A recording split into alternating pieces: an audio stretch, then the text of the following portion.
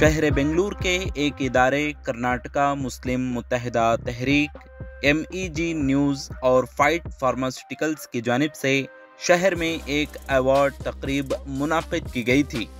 इस तकरीब में 20 से ज़ायद शख्सियात को हज़रत टीपू सुल्तान शहीद रहमतुल्लाहि अलैह अवार्ड से नवाजा गया। इसके अलावा सालार पब्लिकेशंस ट्रस्ट को सहाफ़त के शोबे में उसकी खिदमात का एतराफ़ करते हुए एजाज़ से नवाजा गया। इस तकरीब में वज़ीर आला सिद्धरामैया के सियासी सेक्रेटरी नसीर अहमद, शिवाजी नगर की MLA रिजवान अरशद और दीगर शख्सियात ने शिरकत की। ख़ासतौर पर कोविड-19 के वक्त नुमाया खिदमात अंजाम देने वाले डॉक्टर्स को खुसूसी एजाज़ से नवाजा गया। मोहतरम हज़रात और ख़वातीन, रोज़नामा सालार जिसकी नुमाइंदगी करने के लिए मैं यहाँ हाजिर हुआ हूँ, हमारे मुअज़्ज़ज़ चेयरमैन डॉक्टर के रहमान ख़ान साहब को यहाँ आना था, लेकिन क्योंकि वो बैरून मुल्क दौरे पर हैं इसीलिए यहाँ नहीं आ सके। मैं जनाब मुख्तार अहमद साहब का बेहद कि इन्होंने रोज़नामा सालार और सालार पब्लिकेशन ट्रस्ट की दीगर खिदमात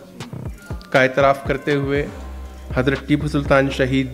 रहमतुल्लाहि अलैह अवार्ड से सरफराज फरमाया।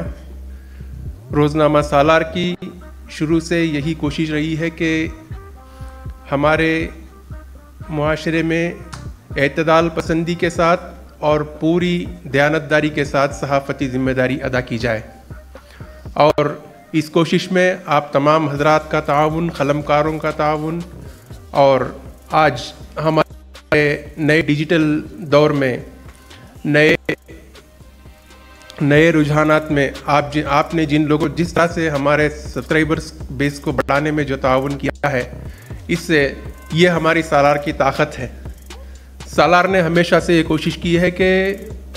मुल्क और कौम के जो भी मसाइल हैं और जो भी परेशानियां हैं उनको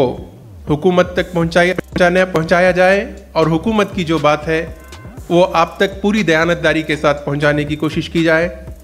आने वाले दिनों में भी हमारी यही कोशिश होगी कि सालार के ज़रिए हमारे जो भी मसाइल हैं उनको